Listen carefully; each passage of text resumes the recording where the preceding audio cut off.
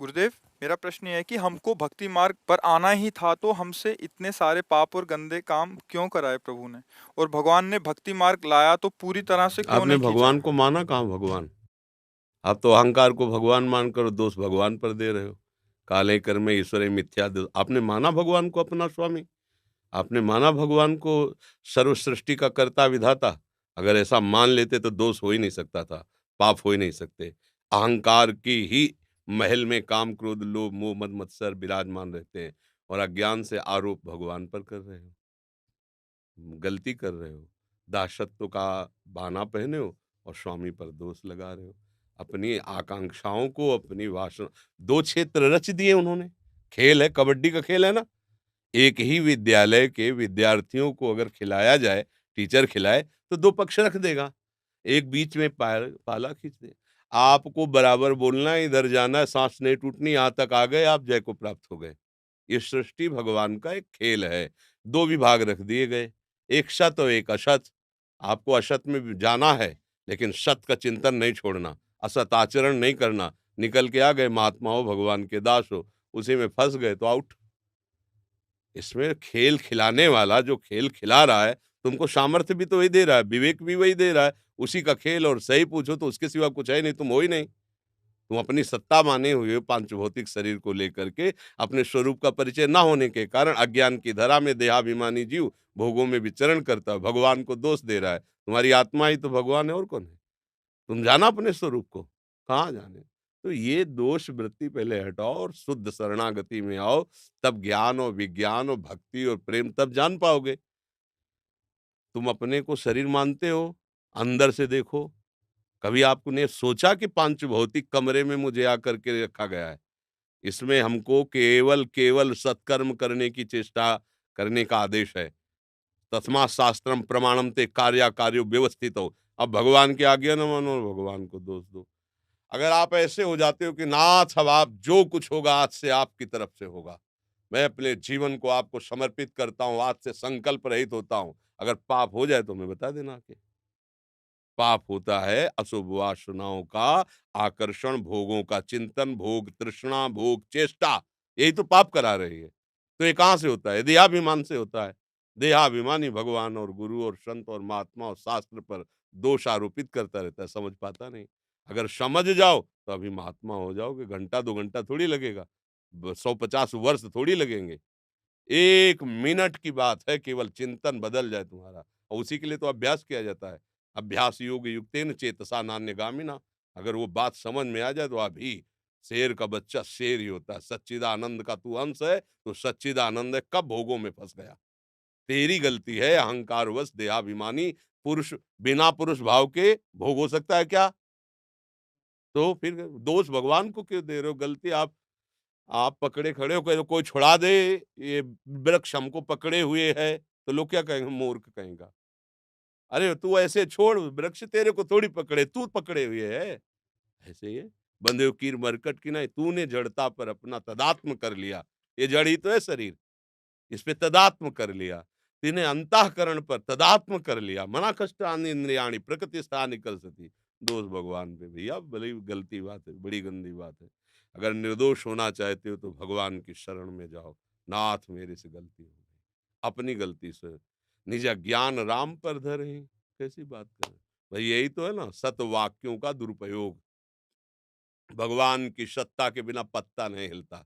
ये देहाभिमान नष्ट करने के लिए, व्यभिचार करने के लिए नहीं, कि हमारे अंदर वासना आ रही हो, हम कह रहे भगवान की इच्छा है कि हम पराई बहन, तो भगवान की इच्छा पे जूता भी खाओ, भगवान की इच्छा है फिर नरक भी जाओ, फिर काहे को तुम रो रहे हो? सब भगवान ही की इच्छा है ना, तो फिर प्रश्न काहे का हो रहा है? फिर पीटो या पूजो, चल रहा है, फिर क्या है? अगर प्रश्न है तो फिर समझो, विवेकहीन होकर के देहाभिमानी बनकर भोगों को भोगोगे तो तुम्हें दुख, क्लेश, अशांति, जन्म, मरण, नर्क ये सब भोगना पड़ेगा। ये भी भगवत स्वरूप है। बहुत सावधान। इसलिए तस्मात् शास्त्रम प्रमाणम ते कार्या कार्यो व्यवस्थित। तो भगवान के आदेश है ना, जिन्होंने रचा है, तुम्हें बुद्धि दी, तुम्हें बल दिया है, भगवान की आज्ञा के अनुसार चलो, गुरु की आज्ञा के अनुसार चलो, भगवत स्वरूप हो जाओगे तुम में, और तुम्हारे आराध्य में अभेद स्थिति हो जाएगी। अभेद स्थिति, सर्वम खलमिदम ब्रह्म, नेह नानास्ति किंचन। ब्रह्मविद ब्रह्मैव भवति, बिल्कुल अभेद स्थिति हो, चाहे भक्ति से चलो चाहे ज्ञान से, अभेद स्थिति हो जाती है। ब्रह्म नहीं, माया नहीं, नहीं जीव नहीं, काल अपनी ही सुधि न रही, एक रहो नंदलाल, आ गया ना। एको ब्रह्म द्वितीयो नास्ति, आ गई है भेद स्थिति। सिद्धांत से नहीं चलोगे, केवल सुनी सुनाई बातों से आरोपित करोगे तो बड़ी गड़बड़ बात हो जाएगी। अगर आपको भगवान ने तुम्हें फंसाया तो तुम कौन हो? उत्तर दे सकते हो तुम कौन हो?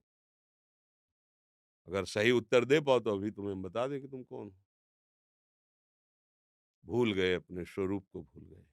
तुम वही हो, वही तत्त्वमसि, दूसरा नहीं है, तुम वही हो। अब भूल करके अपने को तुम शरीर मानो, इंद्रियां मानो, मन मानो, तदात्मिक हो ना मन में, इंद्रियों में, भोगों में। अब सब गंदी बात हो गई, सब गलत बात हो गई। ये अध्यात्म है, अध्यात्म है, कथा कहानियां अध्यात्म तक पहुंचाने के लिए। अध्यात्म में ना जाओगे तो आपके सिवा कोई है ही नहीं दूसरा, कोई है ही नहीं। आप ही आप हैं, चाहे इधर को हो आप, चाहे इधर को हो आप, बात एक ही है। जब तक दो हैं तब तक अभी दृष्टि सही नहीं है।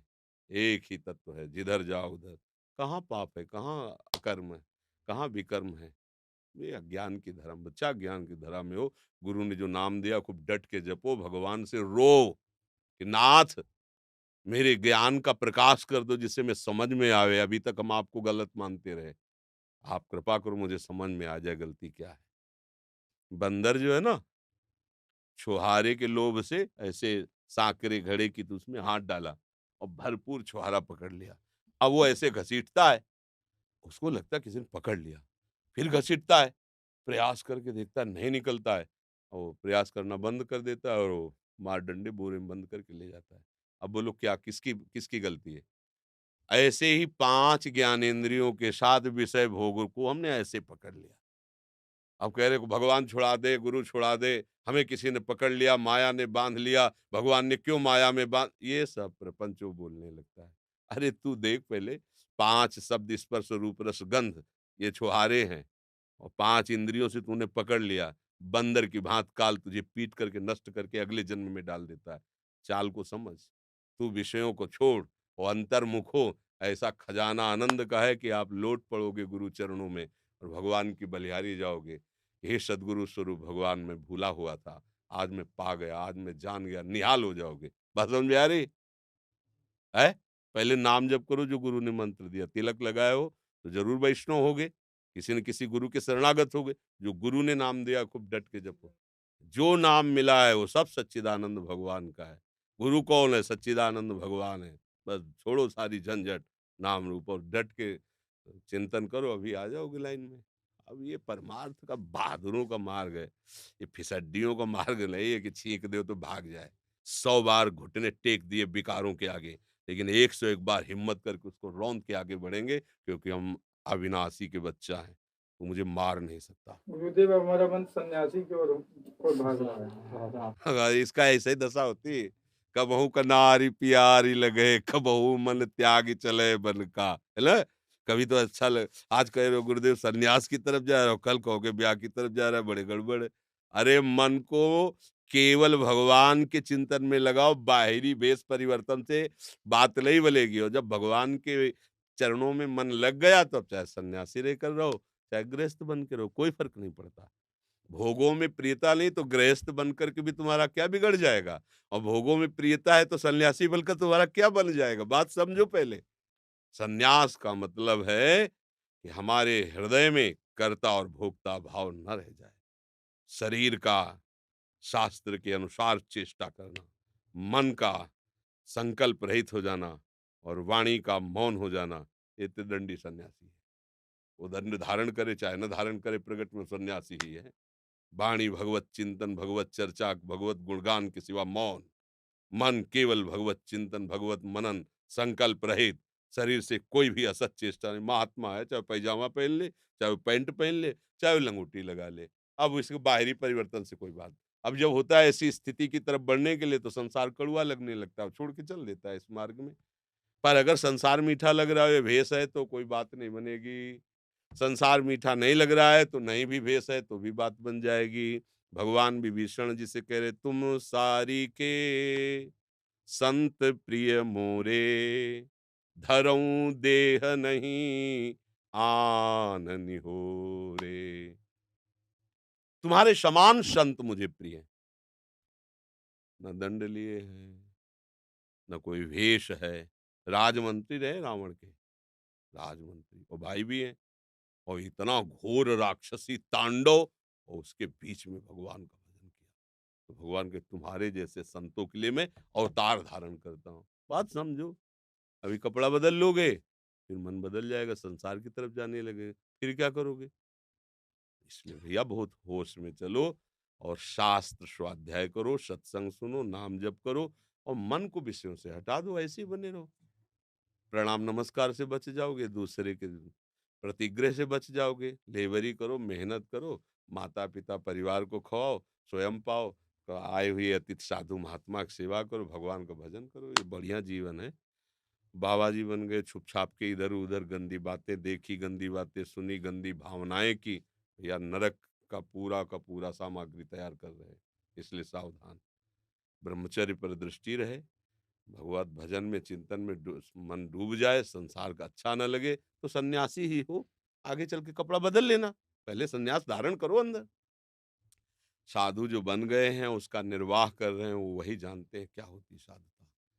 आग के ऊपर चलना है बच्चा, 24 घंटे बिल्कुल हर समय तैनात, 1 मिनट के लिए चूके तो गड्ढे में जाके गिरा देगा, और वर्षों की कमाई मिनट में कमाई, ये ऐसा खेल है। तो सच्चाई से भजन करो, तो अंदर ही वो मार्ग है अध्यात्म का, अंदर ही।